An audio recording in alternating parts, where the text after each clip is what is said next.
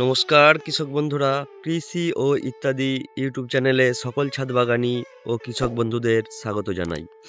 বন্ধুরা, যারা কুলের চাষ করছেন বা বাড়িতে ছাদ বাগানে দু একটি কুল গাছ লাগিয়েছেন, তাদের জন্য আজকের এই ভিডিওটি করছি আমি একটাই কারণে, যে আজকে আমি 4-5 বছর থেকে এই কুলের চাষ করছি। বিগত বছরগুলির কিছু ভুল সংশোধন করে আজকের আমি এই ভিডিওটি আপনাদের সামনে তুলে ধরছি। তো ভিডিওটি অবশ্যই দেখবেন এবং আপনি যেন আমি যে ভুলগুলো করেছিলাম বা যার জন্য আমার ফলন কম হয়েছিল, সেই ভুলগুলো থেকে আপনি মুক্তি নেবেন এবং সেই পরিচর্যাগুলি করবেন।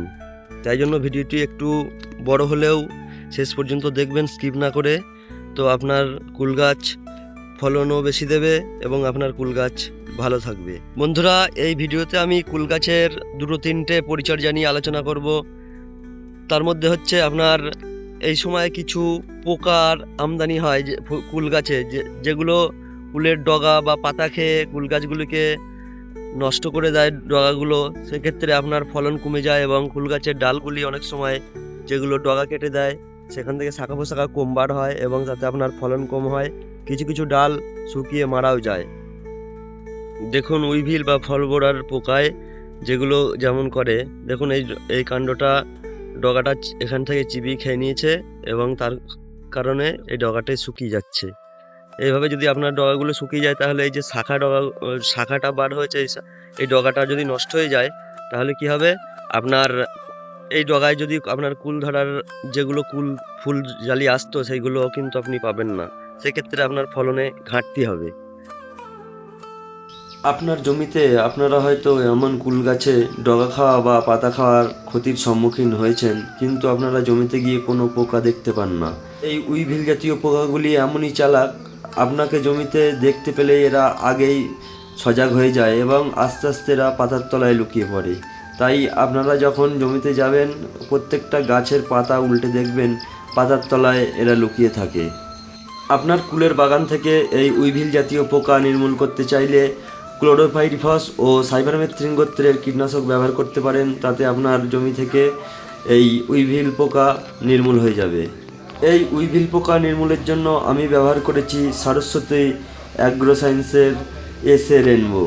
এটি প্রতি লিটার জলে 1.5 থেকে 2 ml মিশিয়ে আমি কুল গাছে 7 থেকে 10 দিন পর পর 2বার স্প্রে করেছি। তাতেই আমার কুল গাছের থেকে সমস্ত উইভিল পোকা নির্মূল হয়ে গেছে। আপনারা যদি চান এটিও ব্যবহার করতে পারেন। তাছাড়া আপনার এলাকায় এই পোকা দমনের যেটা ভালো কীটনাশক আপনারা পাবেন, সেটি আপনারা ব্যবহার করতে পারেন।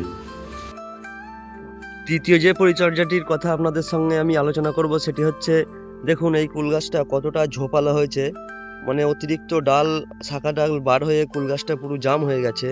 আপনার এই গাছটার অসুবিধাটা কখন আসবে, যখন আপনার গাছে ফুল জালি এইসব আসবে কুলের, সেই সময় কিন্তু যদি একটু বর্ষার চাপ থাকে বা ওই বায়ুতে বা আর্দ্রতা বেশি থাকে, সেক্ষেত্রে আপনার কি হবে, এই কুল গাছের তখন ফুলগুলি অতিরিক্ত ঝরে যাবে বা আপনার এইভাবে কুলের উপরে পচন তৈরি হবে। সেক্ষেত্রে কুলগুলোর উপরে দাগ সৃষ্টি হবে, আর আপনি সেই কুলগুলি বাজারে বিক্রি করতে পারবেন না। আর বিগত বছরগুলিতে যাদের কুলের বাগান আছে, গত বছরে মনে হয় আপনারা সবাই এই রোগটা ফেস করেছেন, যে কুলের গায়ে যে দাগগুলো হয়, এগুলো কিন্তু এই অতিরিক্ত বায়ুতে, আর্দ্রতা ও আপনার বর্ষার কারণে হয়। সেক্ষেত্রে কি হয়, কুল গাছ বেশি ঝোপালো থাকলে তার ভেতরে ভালো হাওয়া বাতাস বা রোদ পৌঁছাতে পারে না। তাই আপনার এটা ফাঙ্গাসের কারণে এটি হয়ে থাকে। তাই আমি আপনাদের বলবো, এই যেমন এই গাছগুলো এত ঝোপালো হয়ে আছে, এই গাছগুলোর কিছু ডাল কেটে হালকা করে দিতে হবে।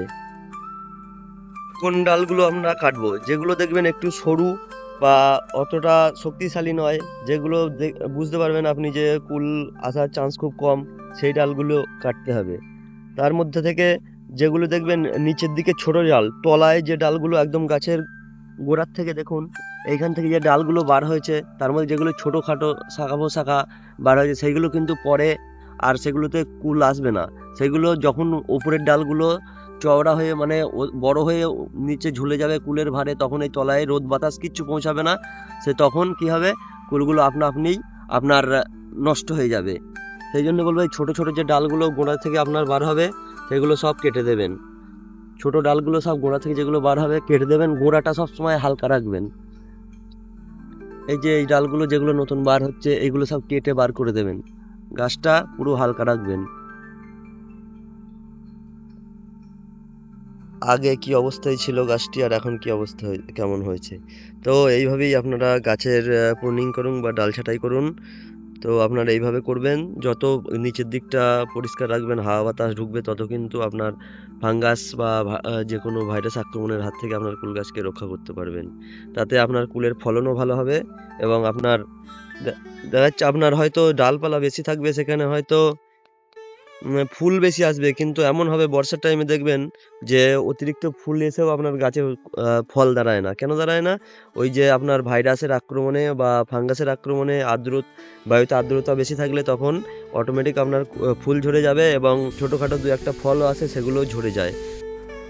তাই যে সকল বন্ধুরা কুলের চাষ করছেন তাদের সকলকেই বলবো, খুব ভালোভাবে আপনারা গাছের ডাল ছাঁটাই বা প্রুনিং করুন এবং ডাল ছাঁটাইয়ের পরে কার্বেন্ডাজাইম ম্যাঙ্কোজেব অর্থাৎ সাব পাউডার অথবা মেটালক্সিল ম্যাঙ্কোজেব, যেমন রেডুমিল গোল্ড, এইসব ফাঙ্গিসাইডগুলি আপনারা প্রতি লিটার জলে 2 থেকে 3 গ্রাম হারে মিশিয়ে ভালোভাবে গাছ ভিজিয়ে স্প্রে করে দিন, যাতে গাছে কোনো ফাঙ্গাসের আক্রমণ না ঘটে। এখনও পর্যন্ত যারা গাছের গোড়ায় সুষম সার ব্যবহার করেননি তাদের বলবো, প্রত্যেকটি প্রাপ্তবয়স্ক গাছের গোড়ায় 250 থেকে 300 গ্রাম ফসফেট ও 250 থেকে 300 গ্রাম পটাশ, তার সঙ্গে 50 গ্রাম বোরন ও 50 গ্রাম জিঙ্ক মিশিয়ে প্রত্যেকটা গাছের গোড়ায় চারিদিকে খুঁড়ে সারগুলো ছিটিয়ে দিন এবং পরে ভালো করে জল দিয়ে দিন। এখন থেকে একদম ইউরিয়া জাতীয় সার আপনারা গাছের গোড়ায় ব্যবহার করবেন না, কারণ এই সময় ইউরিয়া জাতীয় সার বেশি ব্যবহার করলে গাছের ডালপালা ও পাতা অতিরিক্ত বেড়ে যাবে এবং শেষে আপনার ফলন কমে যাবে। বন্ধুরা, আগামী সিজনে যদি আপনারা ভারত সুন্দরী কুল গাছের বেশি ফলন পেতে চান তাহলে এইভাবে পরিচর্যা করুন। এই ছিল কুল গাছের সময়কালীন পরিচর্যা। ভিডিওটি যদি ভালো লেগে থাকে অবশ্যই একটা লাইক করবেন এবং এমন ভিডিও পাওয়ার জন্য চ্যানেলটি অবশ্যই সাবস্ক্রাইব করে পাশে থাকবেন। দেখা হচ্ছে পরবর্তী অন্য কোনো ভিডিওয়, ততক্ষণ সকলে ভালো থাকবেন, সুস্থ থাকবেন, নমস্কার।